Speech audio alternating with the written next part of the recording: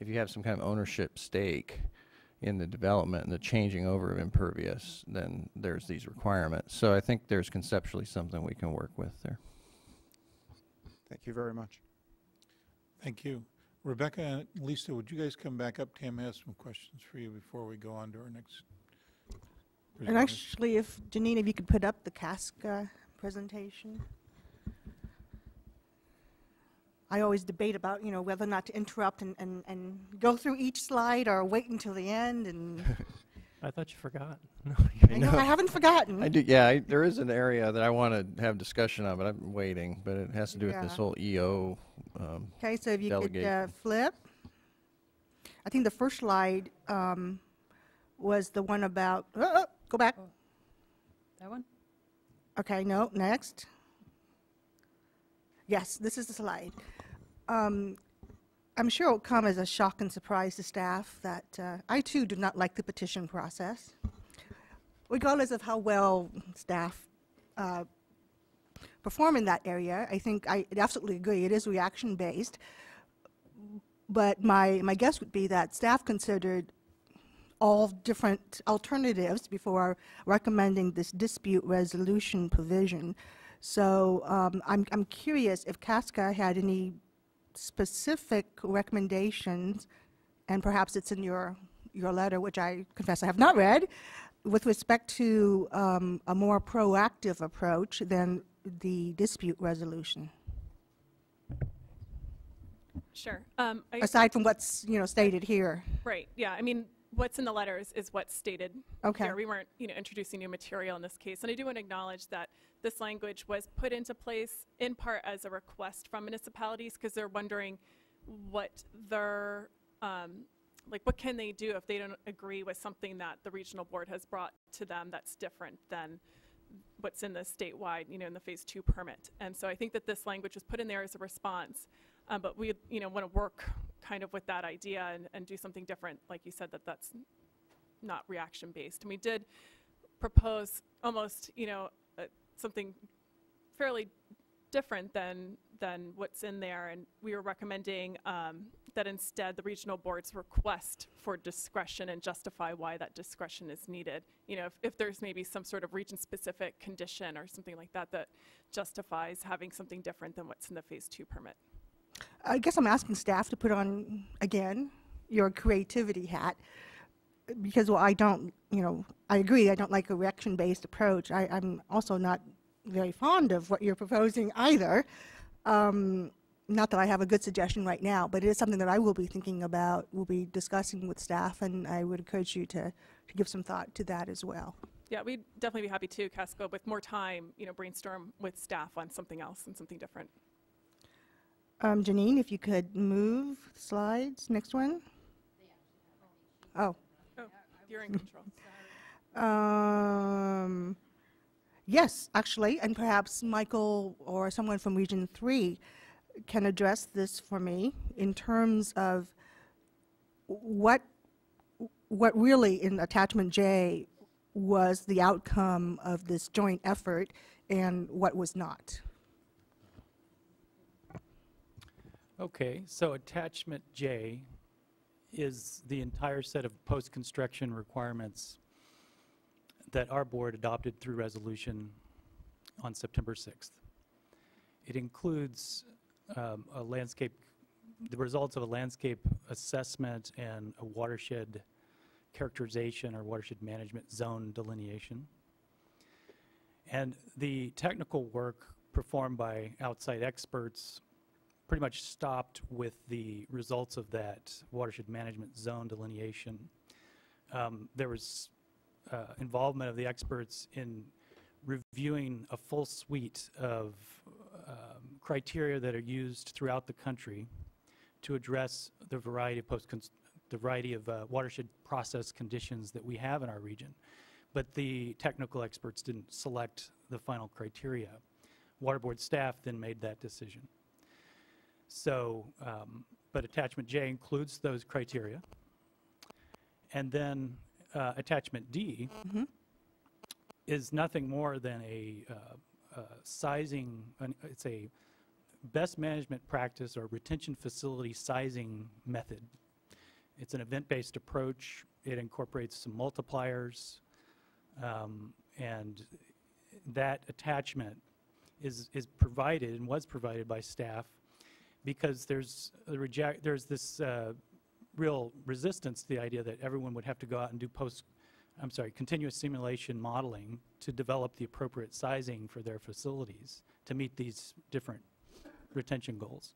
And they all said, well, we can't afford to do that. And they're right, small projects can't afford to run a continuous simulation analysis on every little BMP for its sizing. So we said, that's correct. We need to provide you another path to compliance. So let's give you this event-based approach, which is a conservative and simplistic, relatively simplistic approach. And that's what attachment D is. And it was not part of the public review process? It was. The draft requirements went out for a 57-day or 53-day review period, which is more than is required statutorily. But we wanted everyone to have as much possible time as they could to review those. Some of the comments back were, hey, we can't all do continuous simulation modeling. What's in it for us? Okay, so attachment D was actually your response. It was a response to that, and then that went out for 3 additional weeks of public review. So the suggestion that there's no public review involved in attachment D is just not correct. It's not part of the public review of the draft, but there's 3 weeks of public review. People were able to come to our board meeting and provide comment on that, and there was a limited amount of discussion of it. Our board unanimously approved the requirements, including attachment D. Since then, people have taken a close look at attachment D and said, wait a minute, now we see what you're talking about, and we see problems with that.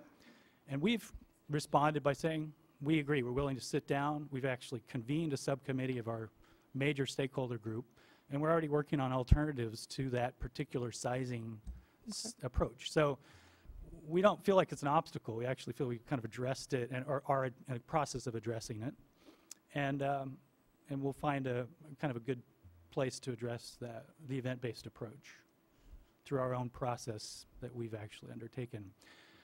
And we've suggested a minor tweak to the language in attachment J that essentially allows our executive officer to then approve this alternative to attachment D that we're developing. More discretion. Yeah, more discretion. So go ahead. this is, I think, what's at issue.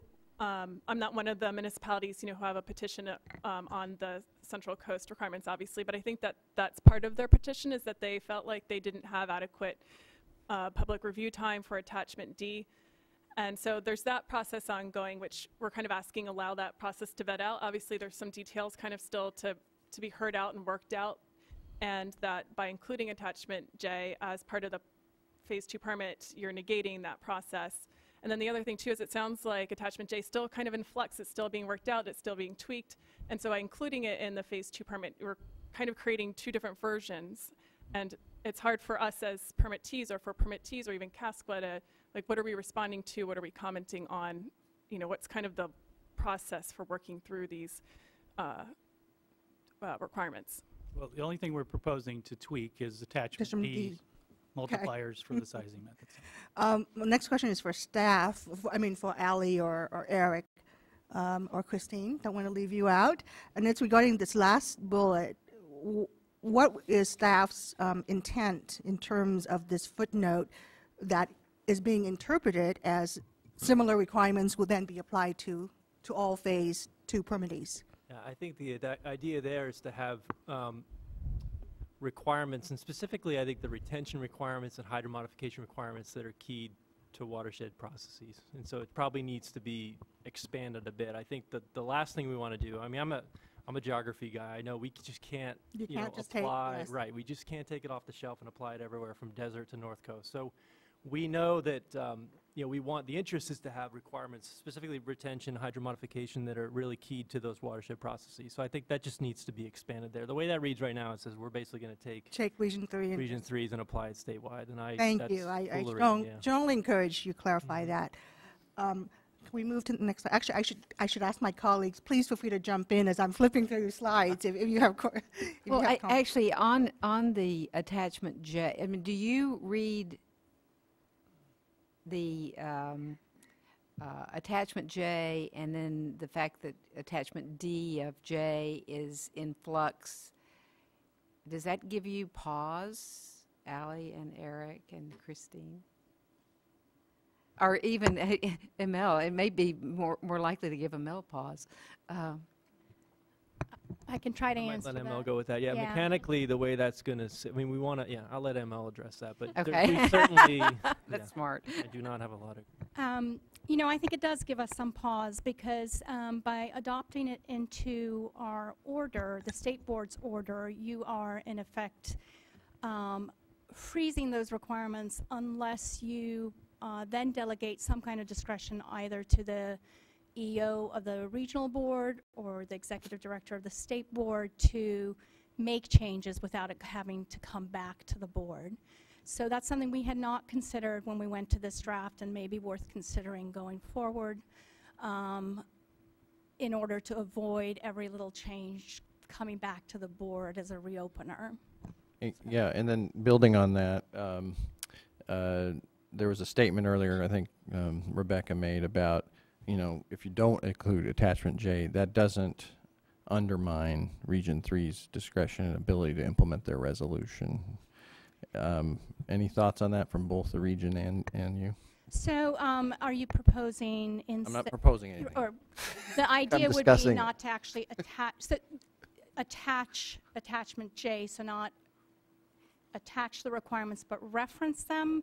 I think there are two different issues there. If we're just referencing them, I think it's the same thing. We're essentially incorporating them by reference. If instead the idea would be to allow the Central Coast Board to continue to approve stormwater management plans, for example, that incorporate these requirements. So you make the process outside of this particular permit. Then I think it's their requirements that they are imposing through a stormwater management plan, and they have more flexibility to work with those. I will point out that there are some issues then with public review and public process, obviously, if we're going outside of the adopted requirements of this order. Yeah. Did that answer the question? Well, it's good discussion, and then I'd like to get Region 3's perspective on that. We, in our letter to you, we did propose the language which would provide us that discretion. Essentially, it says, the added language says, or hydrologic analysis and sizing methods equally effective in optimizing on-site runoff volume retention that have been approved by the Central Coast EO. So we just added one sentence to the language in the draft permit, which essentially opens that door to the discretion we're asking for. And as ML points out, maybe that does raise some procedural questions. But in our region, we're following a public process. Our water board members have been involved in all the major decisions. We're going back to them after a year before implementation actually commences to tell them, here's what we're finding about the obstacles to implementation, here's how we're addressing it. And at that time, our executive officer could make the finding public that we've reviewed these alternative methods and we're ready to use those. So I don't, it's a legal question. Right, so there is a process underway, though, that you can rely on that will meet public participation requirements that we might otherwise help fulfill. How about with your proposed language, you mentioned if the Central Coast EO, since this is a statewide permit, shouldn't we say regional board EO? I mean, there may be other well, in this watershed. I mean, yeah. you know, where I'm going. Actually, I'm just going the opposite. I was thinking state board executive director. Well, sure, certainly. And that's what I'm getting at, is something, you know, to allow for this regional innovation and diversification that's appropriate. You know, but just allow, you know, not just target Central Coast only is where I'm going. So, you know, whatever that mechanism is. But I thought attachment J was very specific to the Central Coast, so I wouldn't necessarily want to give discretion to all the regional board EOs. But because this is a state board permit upon which attachment J is just part of it, I guess I would feel more comfortable with all due respect, Michael, if we were to reference, if we were to include such a provision that it referenced the state board executive director, would there be a problem with that email? No, certainly the executive director of the state board, your board could delegate that responsibility to him. And if you provide certain parameters under which that discretion can be exercised, I think it allows for a more efficient process that's not necessarily going to be subject to bringing the process to the public every time. But we'd have to think about that, and I don't want to, I would like to actually think through it and see what kind of parameters we might need to impose. One option may be to consider is instead of the regional board executive officer, you say the regional board. So rather than giving that discretion to the executive officer, you're giving it to the board, and it would have to go through a public process to change something in our requirements. And that's consistent with what you just described as far as what you're committing to, Right. as refining attachment J. It's a regional board process. And I'd also like to point out that and every permit or order that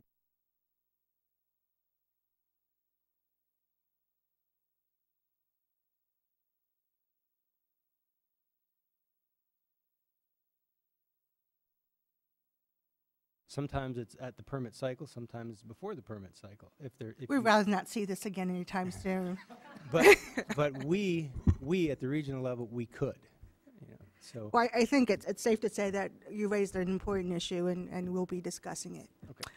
Next slide, somebody. Move. Yes, actually. Mr. Laufer, before I get myself into too much trouble, could I ask you to get yourself in trouble instead of me, and just sort of describe what staff is envisioning with respect to the petitions and this permit and this concern about due process to the petitioners? Well, with all due respect, and I certainly understand the concern, and this is something we routinely see where issues that are raised in a petition cross over with ongoing water board proceedings. But, you know, if this board were to decide that the Appendix J items through this public process were appropriate to incorporate into the Phase 2 MS4, and from what I'm hearing, there are some concerns that board members have on that approach. But if they were, I mean, it is entirely appropriate for this board through the general order to include those requirements. And then separately, you know, at that point, we would have to resolve in the petition process whether it really truly is completely moot based on what this board decided. But there's no shortcoming of due process, and there's no legal defect, if you will, with respect to the resolution of the petitions if this board goes forward through a separate proceeding and decides to establish the requirements of Attachment J, Appendix J, as part of the Phase 2 MS4 permit. How would the petitions be handled if, and that's still a big if Attachment J were to be adopted as part of this order, this permit? Well, I will profess it's been a while since I've looked at the petitions themselves, and there could be issues above and beyond the specific Appendix or Attachment J requirements. However, you know, ultimately, if this board, through the reissuance of the Phase 2 MS4 general order, established the Appendix J requirements, essentially, it would moot a number of the issues raised in those petitions, and the petitions would, and again, these are all hypotheticals at this point, in all likelihood be dismissed as moot at that point because this board has established the requirements through this permitting action. Again, that does not deprive the petitioners of due process. It's just an alternative approach to resolving the issues. Are there any opportunities for the petitioners to provide input as part of the petition process that is not being provided as part of this permit process? Now, certainly many of the exact same arguments are being raised about the vitality of the requirements, you know, the fact that they're in flux. You're hearing many of the same arguments that you see through the petition process. Okay. Thank you. Next slide. Okay, next, I think I'm done. Were there any questions? Yeah, if I may. So maybe harken back to Mr. Rock's presentation earlier. This is in regard to actually Chair Young's comments. So, Mr. Thomas, you know that, and I really understand the point about issues being resolved during implementation. I think there's some wisdom to that, and I respect the process going forward. And then you mentioned 2 examples, and I think this can help us all have more comfort with this idea of E1B, you know, the idea that, because I have to admit, I'm a little uncomfortable with the idea conceptually of saying, oh, you're doing just fine and keep doing what you're doing, don't worry about that new statewide phase 2 permit. You know, that gives me pause. But you've heard me many times say, you know, it's important for us to reward the good actors and not punish those who are doing a great job and being great stewards. So I know that's what we're trying to get at with E1B. So you mentioned Santa Barbara and Lompoc. And I think it would be beneficial to this process if we knew a little more about the criteria that the EO relied upon to approve those programs, to sort of, hate to use the word, but grandfather, but you know, just say this is equivalent protection as the new phase 2 permit. Could you give us a little insight into that? Sure. We actually, in the adoption of the resolution, identified a set of general requirements or criteria that we would use to evaluate existing programs. And it was included in Section G of Attachment J. Sorry for that complication, but it's a section called Pre-Existing Programs. And we identified 3 set of general criteria. The permittee's pre-existing post-construction requirements are in effect, that it's not something they haven't yet quite adopted, but they're thinking about it. It has to be in effect. Secondly, the permittee post-existing program is as effective as our program would be in maintaining watershed processes impacted by stormwater runoff. And then the third is that the pre-existing program include LID site design and runoff reduction measures, numeric runoff treatment controls, numeric runoff retention controls, numeric runoff peak management controls, and project applicability thresholds as effective as those in our proposed requirements. Subsequently, I provided the parties, the municipalities that are interested in pursuing this option with 14 separate criteria that they should provide to me as just as supplemental information that our staff could use to evaluate their program. So those 14 just essentially expand on the as effective as ours kind of concept in protecting watershed processes.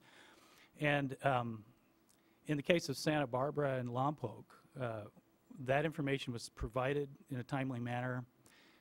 We evaluated it, and we came to that conclusion that in reality they would be able to achieve a comparable level of protection of the processes for those particular cities. An example of why we came to that conclusion is that the city of Santa Barbara is largely built out. Most of their projects are at very small scale of development. And the retention requirements for us kick in at 10,000 square feet, whereas they're already requiring retention requirements down at 5,000 square feet. So right off the bat, theirs is way more effective in capturing the size and the type of projects that they actually see in Santa Barbara. Ours would be less effective. So that was kind of a clear case of how, in that particular area of retention, they were able to maintain a higher level of implementation and success. And then there's just a variety of administrative issues, like whether they're applying this to ministerial as well as conditionally approved projects, whether there's O&M requirements that are well established and based on agreements, and just a whole slew of administrative issues that kind of came out in those additional criteria that I asked for. And we were able to conclude the same about Lompoc. Lompoc, you may not know this, but has actually been implementing the Ventura permit post-construction requirements for 2 or 3 years now. So they've been able to demonstrate that an 85 percentile retention requirement with very few opportunities for escape is really doable in most cases there. And so we acknowledged, basically, we had a history of project approvals that we could review in that case. So it's you know, we set some basic criteria out in the resolution. We, you know, elaborated on the criteria we wanted to see. The timely submittal of that information allowed us to make that conclusion, and our executive officer was able to approve those. Yeah, that's very good. Thank you for the thorough answer. And also, I note that the legal authority is in there too. You know, in terms of the adopted ordinances and the program that's on the ground. They're not just getting up to speed. Well, I thought that was very thorough. Thank you. I guess since Rebecca is standing up there, I know that we've had a lot of questions and discussions based on the the NGO panel as well as others. Do you have any additional thoughts you want to share? Outside of the post-construction requirement? Yeah. Oh, great, good, yes. I do. I wanted to, for almost more like history's sake, kind of just review in particular why some of the monitoring language is the way that it is. And I think that Ali and Eric already know this. I don't know that I'm necessarily saying anything new. I just kind of wanted to bring this up. So one of the comments was about, or questions maybe that even you had, was about the monitoring options and why they're set up the way that they are. And one is there is kind of this tiered approach or option type approach, and that's to be sensitive to kind of the resources, you know, the limited resources that permittees have, and start kind of building a monitoring program. And I think that's what Ali said. But I also wanted to add to that it's set up in this way because it's a statewide permit, and there's so many different permittees with varying levels of sophistication and also goals. And so some of them already do monitoring and would like to continue doing that because, you know, they have specific concerns, like, you know, they're really all, you know, their community really wants to see and continue their bioassessment monitoring, for example, and they've already been doing that. And so, again, this maybe gets along the lines of let's not punish those who are doing things good and well and that their community supports. And then the other one is that permittees were frequently making the comment that they don't want to monitor just for monitoring's sake, and so let them choose something that would be meaningful for their program and for their goals. And kind of along those lines, maybe we can use those resources to not just encourage monitoring, but also restoration projects and actually get something on the ground and then monitor the results of that. So that's why, you know, the monitoring options are kind of set up that way, at least from the, you know, my recollection of the conversation. And then just the other thing I wanted to touch on briefly was the regional monitoring program. And it's kind of written, I think the terminology used was like an off-ramp to the other monitoring requirements.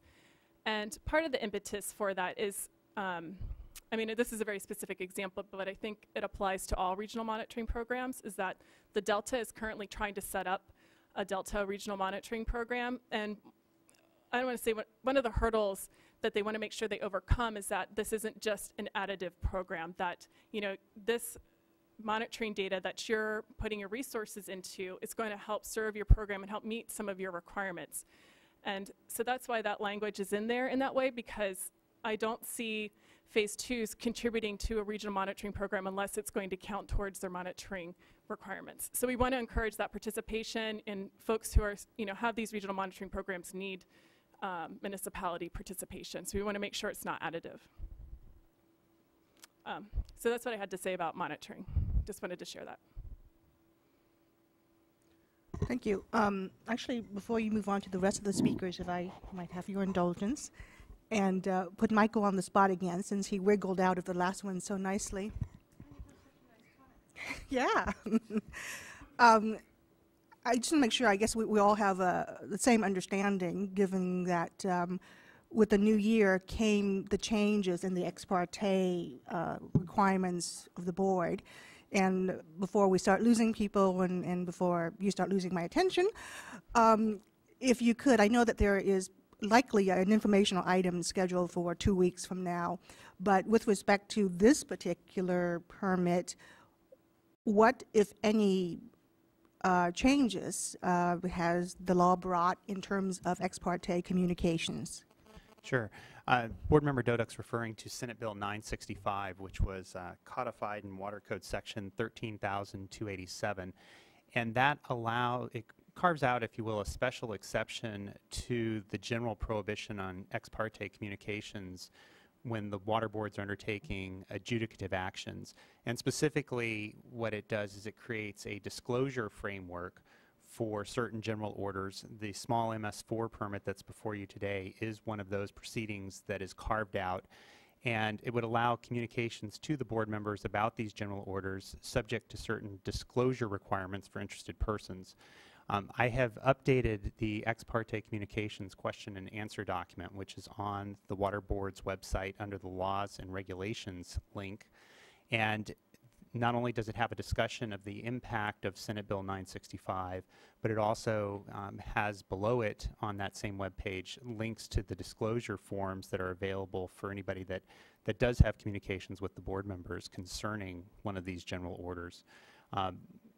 I will note, you point to the fact that there will be an informational item on January 22nd, which also happens to correspond to when the 14-day window preceding the scheduled adoption of the MS4 permit drops into place. And during the 14 days before final action by the board, communications about the small MS4 permit would be prohibited.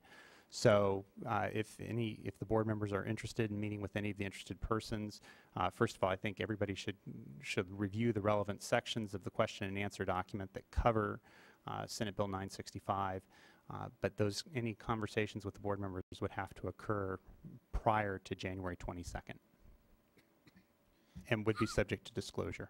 Now, a follow-up question on that, Michael. Clarify for me the status of the record as pertaining to this permit. In the event that we have these meetings, I mean, obviously, I had a question earlier about a graph that was presented, and I wanted additional analysis and data. Is the record closed with respect to that additional information, and is that something that I should not be asking for? Well, it is correct. I mean, at this point in time, the record has closed with respect to the small MS4 permit. That was essentially the December 17th. All the evidentiary submissions were due by that point in time. And so anything that the board members were to receive as part of an ex parte communication that would be disclosed under Senate Bill 965 could not be evidentiary in nature. And it's not an opportunity to circumvent those requirements. We'll certainly work closely with board members or any stakeholders that have questions about how the rule plays out. But it's essentially an opportunity to the extent that stakeholders take advantage of it, or I should say interested persons take advantage of it, as well as board members take advantage of it, to cover ground that's already been covered in the submittals. Often, what you have seen through discussions today, for example, the ability to give and take and really kind of refine what was said and make sure that you understand what the written words are, if you will, are pretty valuable. And that's the opportunity that comes from the changes resulting from Senate Bill 965. Not to invent new things, but an opportunity to discuss what's already there and really make sure that you understand the comments. Thank you. That's very helpful. I have a request, and that is, Mr. Chairman, if the State Board considers additional information, especially data with respect to our requirements, that we be allowed to review that as well and comment on that information. It's a request. Well, according to Mr. Laufer, we're not supposed to consider any additional data beyond what's already in the evidentiary record.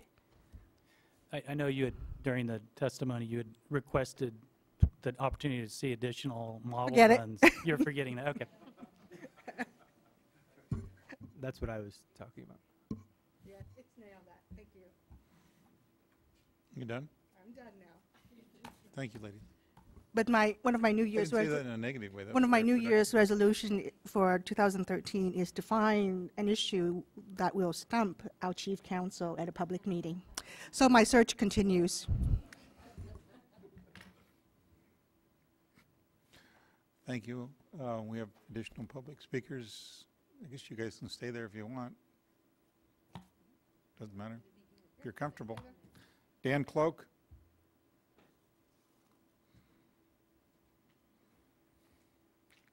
Yeah, hi. My name's Dan Cloak. Thank you for the opportunity to address the board. I'm a consultant engineer with 25 years of experience, and I've been involved in the development of new development requirements throughout California, particularly in Contra Costa County, San Diego County, Riverside, Marin counties, which are Marin County, their municipalities are phase 2, and the city of Watsonville in phase 3. At Dominic's request, I served on the joint effort review team as a volunteer, and I think, as I'm sure he remembers and we'll have the opportunity to discuss, throughout that time, I said, well, you know, what the consultant is doing here is great. It's interesting stuff. It's valuable stuff. It's worthwhile stuff. But the hard part's going to come when you need to translate this into figuring out ways you can do something meaningful to capture the differences between one watershed management zone and another in the actual criteria as it applies to a development site. And I was disappointed, though not entirely surprised, when we got to the point where we'd mapped the watershed management zones and we'd reviewed all the work that went into that, and we hadn't really gotten to the criteria, and then that was the end of the joint effort review team, and I didn't see anything more of it until the water board staff had worked on actually preparing the criteria and had released them. My concern and the reason that I volunteered my time to participate in the JERT was that in my experience in trying to implement LID, and as an LID advocate, what I want to make sure is that when municipal staff goes into the room with the developer, that they are armed with a mandate to require something that the developer can actually do. If it's something that they don't know that they can do, and there's a whole bunch of off-ramps and exceptions, it weakens their case, and you often end up with, well, unpredictable and less valuable to the environment results. And so I also had the opportunity, again as a volunteer, to work with state board staff, and as it turned out with Noah from NRDC on developing portions of the E12 criteria. And there, what we worked to develop was a design-based approach. It does take into account differences in between one site and another, in the sense that on highly infiltrative soils, you're very likely to achieve that 85th percentile storm retention. Where you have less infiltrative soils, then if they are tight enough, then the underdrain comes into play and you get treated, discharge of treated runoff.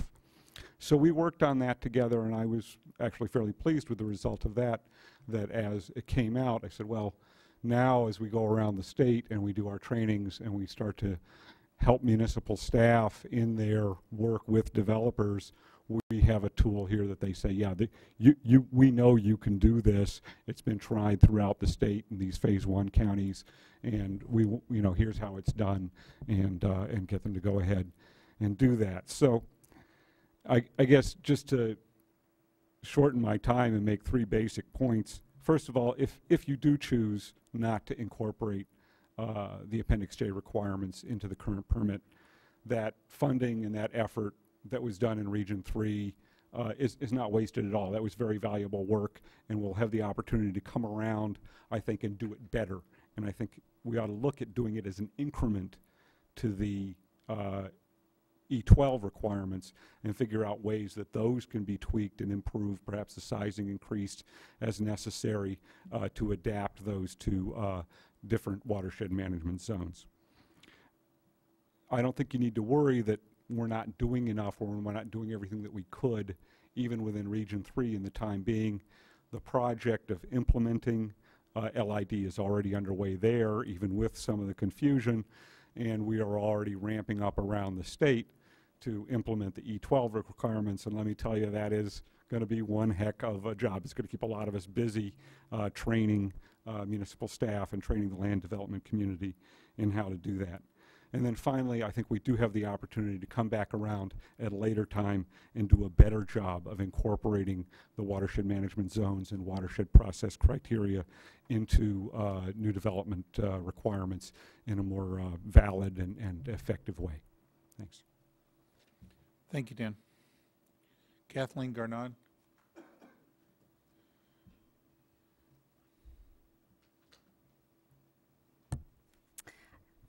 Chairman Hoppen and members of the board, I actually have some slides. Should I just hit a go, or you guys know how to? Okay, great, thanks. I can actually get started. My name's Kathleen Garnand. I'm a civil engineer with the County of Santa Barbara Project Clean Water Program. And one of my jobs with the county is I review new development and redevelopment permits in the unincorporated areas, not the city of Santa Barbara, but county of Santa Barbara. Over the past couple of years, I've participated both on the CASCA subcommittee group, working with State Water Board staff on E12, and I also participated on the Central Coast Joint Effort Review Team, or the JERT, and both the original one and the newly reformed Joint Effort Review Team we've met already now once. I believe that the work that that CASCA did with the state resulted in really good, clear, implementable requirements in E12. And I found that the Region 3 watershed process approach showed a lot of promise in the beginning. But I know you guys recognize that you want to support the watershed process-based approach, and you invested significant amount of money and time into that approach. And I just want to make sure you separate and distinguish the work that the consultant team did coming up with the watershed process-based zones, and then the actual post-construction requirements that were born out of that. One being part of the Joint Effort Review Team process, and the other one not being part of the review team process. And I think that what ended up coming out is a complicated set of requirements. They're arcane, and they may be overly protective of receiving waters. I do want to credit and acknowledge Dominic and their staff. It's not easy to come up with actual numeric criteria to go with LID and hydromod. It's a new field. It's uncertain. There's no consensus right now in the state. But I think it's really important not to go out on a limb in one region, but to have some continuity throughout the state that's an effective and implementable program like E12. So what I want to do is illustrate what I'm explaining here with some slides. What you're seeing now is this is mostly Santa Barbara County, and our groundwater basins that they're mapped by the state. Also the watershed management zones that have the 95th percentile infiltration requirement applied to them. And you can see that the brown there is Santa Maria and Orchid in the top, Lompoc about in the middle, Buellton, Solvang also in that middle section, that's the Santa Ynez River, and then the south coast there on the lower right. And all those tan areas are urbanized areas that have to meet the 95th percentile stormwater runoff retention volume using infiltration as the mechanism. There's a couple pockets there on the south coast which they also would have to meet that same volume, the 95th percentile runoff volume, but there they can use store, harvest, evapotranspirate as the mechanisms, not required to do just infiltration. And 95th percentile is a lot of runoff. That's a lot of rain. Just as an example for Santa Barbara, on the south coast there, an 85th percentile event is 1.3 inches. A 95th percentile is 2.4 inches. So basically it's about double the rainfall depth, and then consequently at least doubles the volume that needs to be retained. And it actually goes up significantly with elevation. So at 500 feet, you go from 2.4 to 2.8 inches depth, and at 1,000 feet, 3.3 inches. And also noting that that same criteria applies no matter which watershed you're in, Santa Maria, Santa Ynez, or the south coast. It's the same mechanism, 95th percentile in infiltration.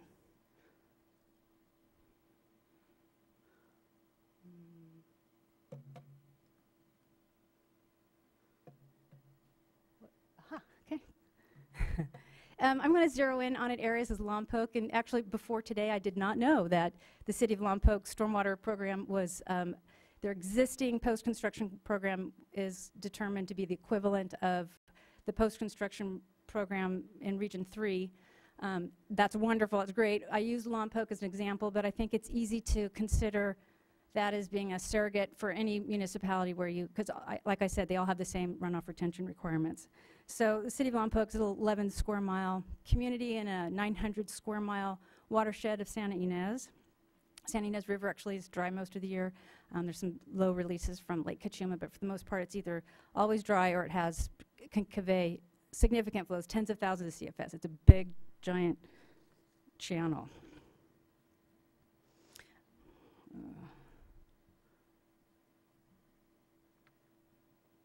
There's a slide missing. Well, there's one slide missing. It shows the actual location of the site, but I think I can explain it by saying it is it's redevelopment. You can see there's development around it. It's the Lompoc Radiation Oncology Center. It's adjacent to the hospital, so it has some adjacency land use interest there. So it's a greenfield development, generally flat. It's not an urban sustainability area. There's no technical constraints there. It's a type B soil. So there's none of the off-ramps that are in the post-construction requirements. And everything in Lompoc, including this project, drains down a road to Miguelito Channel. It's a hardened channel. It's concrete lined all the way to the Santa Ynez River, vertical walls. That is the receiving water.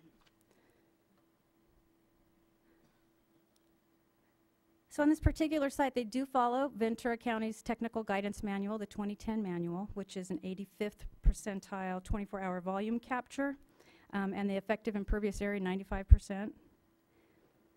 You can see from the slide, they've used about half of the parking area as they're using impermeable pavement, and then under that pavement is a subgrade for storage in order to meet that retention requirement.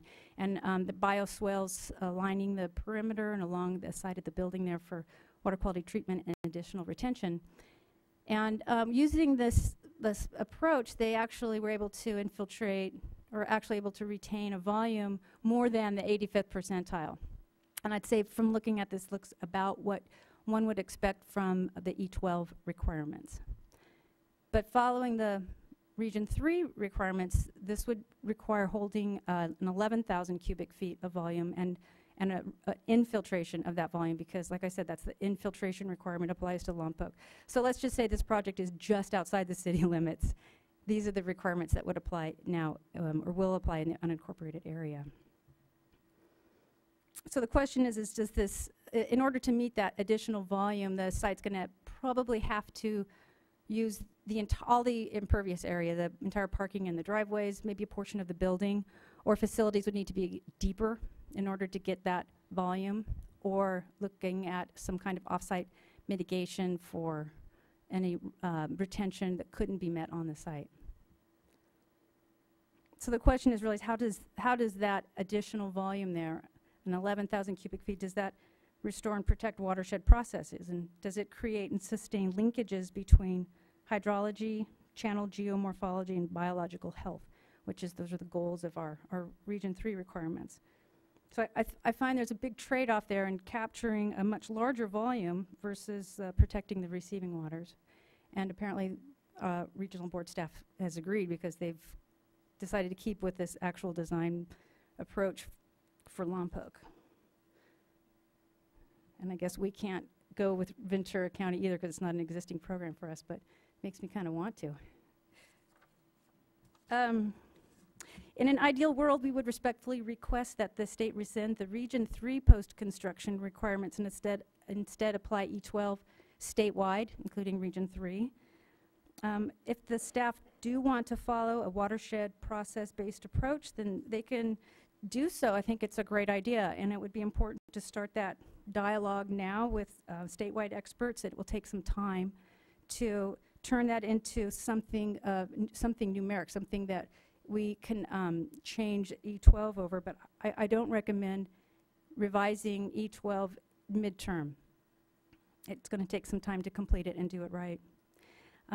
At a minimum, at least remove reference to any separate requirements in the statewide permit, so that any revisions that are made on the Central Coast, and I do anticipate revisions to be made so they can occur at that regional level without having to go back and open or amend the statewide permit. Okay, that's all. Thank you, Kathleen. Steve Kahn?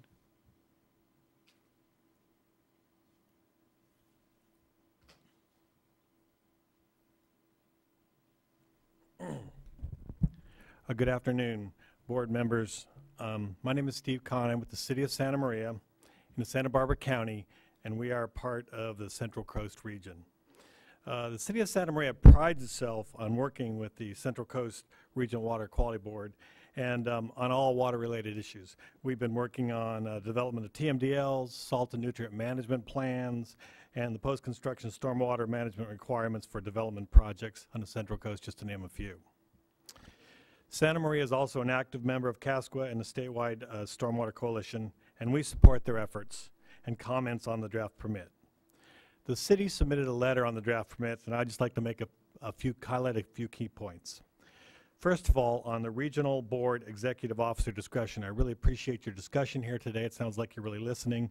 We're kind of at a tough spot where you want to allow regional areas to have discretion and make changes based on mutual needs, and at the same time you don't want a regional board being harder than a state permit.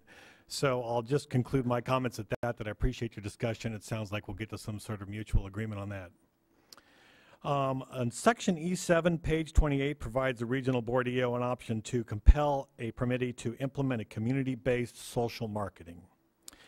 This is a costly effort and should not be required. The requirements for the education and outreach in the draft permit should be sufficient to really cover this. I don't think there's a need to do that. On the outfall mapping and sampling, which is in section E9A and E9C on pages 36 to 41, it discusses outfalls. The definitions of outfalls should be changed to define them to be 18 inches in size or larger in diameter. The existing definition is overly broad and difficult to meet. We could end up monitoring a lot of little pipes throughout the community, so we'd appreciate the larger side designation. Industrial and commercial inspections, section E9A 2E on page 39. This section requires permittees to inspect certain designated industrial and commercial facilities at least once during the permit term. This requirement should be deleted since it is covered in the statewide industrial general permit, in my opinion. And finally, in closing, on the Central Coast region's post-construction requirements, I appreciate all the discussion today. Again, it sounds like we're into some sort of mode of resolution. It is my feeling that we should not have it designated in the state permit, that it should be kept on the local level and somehow inside the permit allow the requirements to be implemented. There's still some work that needs to be done on it, and allowing the local jurisdictions to work with the regional board on the issue will have much more flexibility. Once it's in the state permit, we lose the flexibility. So with that, that includes my comments, and I thank you for your time. Thanks, Steve. Kelly McKinley?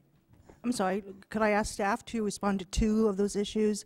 The outfall size and the inspection of industrial facilities. Your thoughts on those two?